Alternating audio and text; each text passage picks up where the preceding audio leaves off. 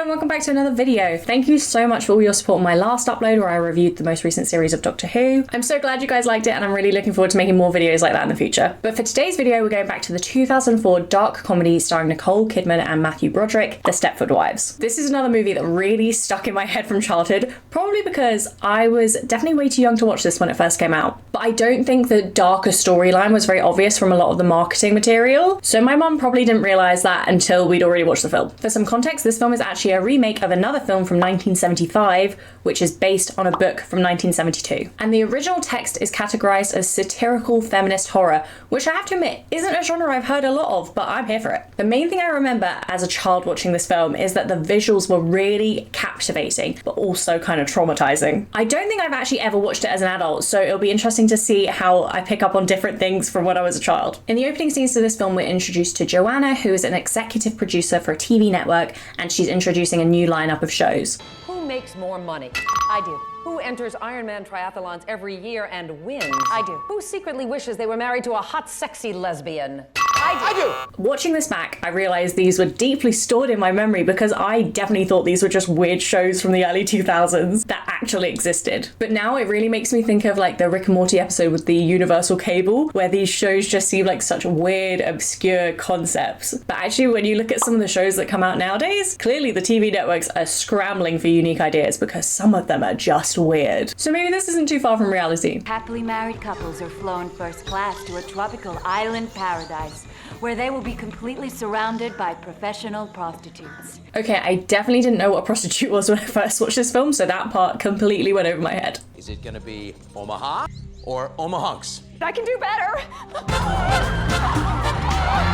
One of the contestants from these new shows turns up at this event to get revenge for the show ruining his life. And before he tries to shoot Joanna, it turns out he also shot his ex-wife. And with lawsuits on the way, the network decides to use Joanna as a scapegoat and fire her. This scene of her reaction is so intense. Nicole Kidman plays this really well. Like the amount of varying expressions on her face. Plus, the musical scoring for this whole film really adds to the thriller suspense side of things.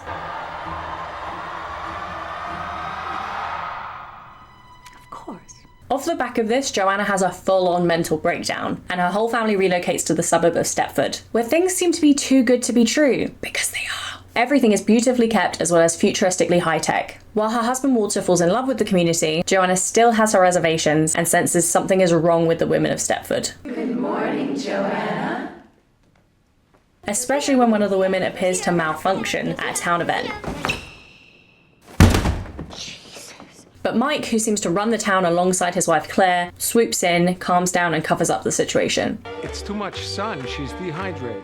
And despite the fact that I know something is wrong, I can't help it. These women are slaying. The hair, the fits, the makeup. Am I part of the problem? I might be. There's just something so sinister about this perfect, pristine world. It feels very culty, and the whole facade of it all leaves such a horrible feeling of suspense in your stomach, just waiting for something to snap. As Joanna and Walter's marriage is on the brink, Joanna promises to try her best to set up a new life here, despite her skepticism. Fortunately, Joanna finds companions in Bobby and Roger, who are also new to the community. Bobby is a chaotic writer, and Roger is sarcastic and cheeky, both very much standing out from the Stepford norm. While sneaking around one of their neighbours' houses, they find a remote with the wife's name on it. Not knowing what it does, they start pressing the buttons, and this is when the audience sees it controlling the wife like a robot. There's also a whole button dedicated to controlling the size of her boobs. Fair. Meanwhile, at the men's club, Walter has integrated himself into the group, and they reveal to him that their wives have been modified to serve their every need. Ew!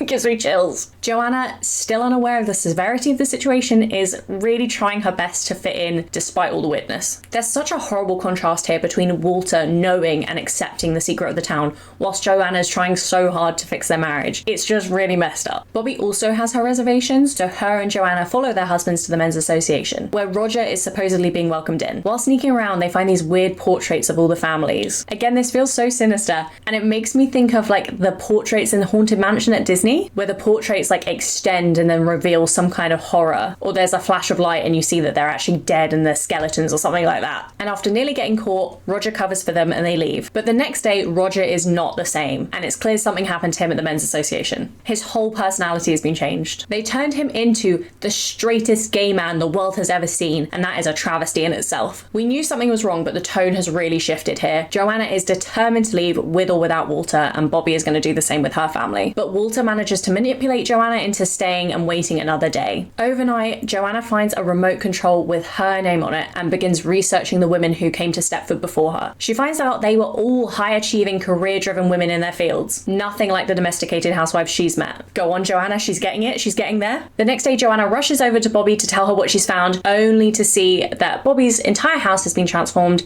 and so has she. Actually talking to this new Bobby face-to-face is so disconcerting. They've turned her into a horrifying, stereotypical 60s housewife. And oh my god, I remember this scene giving me nightmares as a child, where Bobby puts her hand on the stove, which is lit, and just doesn't notice it. Which just adds even more questions of what the hell has happened to her. What have they done to you? Let's get busy.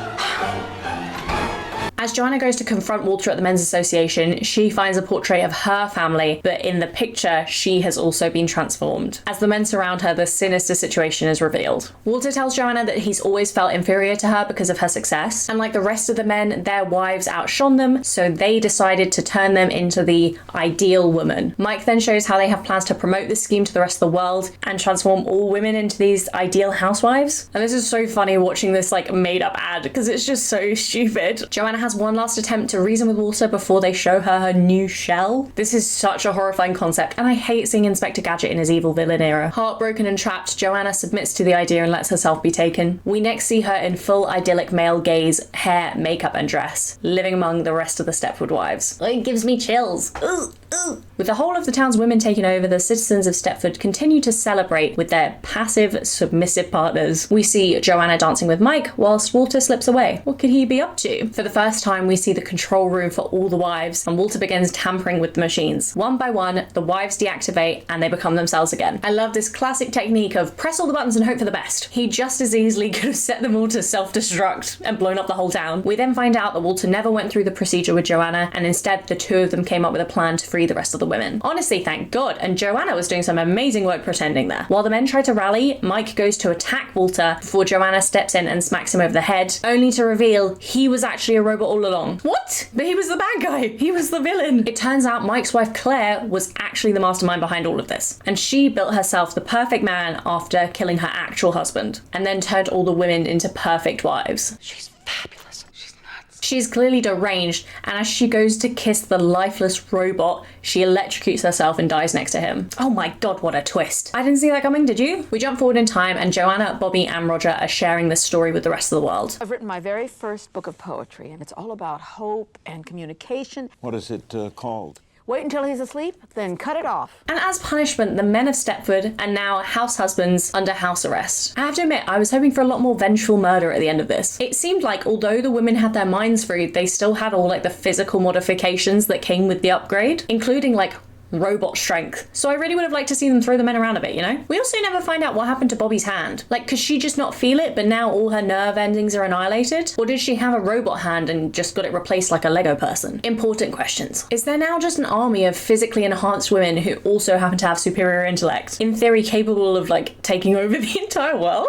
I would like to see that sequel. I'm not really sure how I feel about Walter's character after all of this. Although he obviously pulls through in the end and does the right thing, for a significant part of this film he is just passive to all this horrible stuff going on, and only when it comes to him having to act on the horrors himself does he realise he doesn't have the stomach for it. But he was more than happy to let these other women go through this and have his wife think that she's going insane. I also think Joanna's character is really interesting in this because unlike the majority of storylines, she is the protagonist, but she's not necessarily a particularly likable character, especially at the beginning. Like at the start of the film, you definitely empathise more with Walter's character, but the fact is, and the entire like moral of the story is that nobody's perfect and they shouldn't have to be. She can be the protagonist that we're rooting for, but she can also have flaws. And despite those flaws, the overarching reason why we want to root for her is because of the basic moral standards that she holds, the difference between right and wrong. It would have been very easy to make her a less powerful woman and more of a victim, but having her be a token woman in distress doesn't really suit the feminist storyline. And I really like the clip where she's walking into the Men's Association in the rain. She's strong, she's powerful, she's pissed. They say no fury like a woman scorned. I genuinely found this film such a good watch, and there's so many more levels to it that I can appreciate now as an adult. As well as there being the obvious serious undertone of the plot, it's delivered in such like a camp and comical manner that makes it differ from a classic thriller. I think being able to make such contrasting genres work together is like really impressive in the writing, and also for me personally it made it a much more enjoyable watch. I'd love love to know what you guys think about this film in the comments, and let me know if there's any other films you think I should talk about. If you made it this far, thank you so much for watching. I hope you enjoyed the video, and like and subscribe for more content.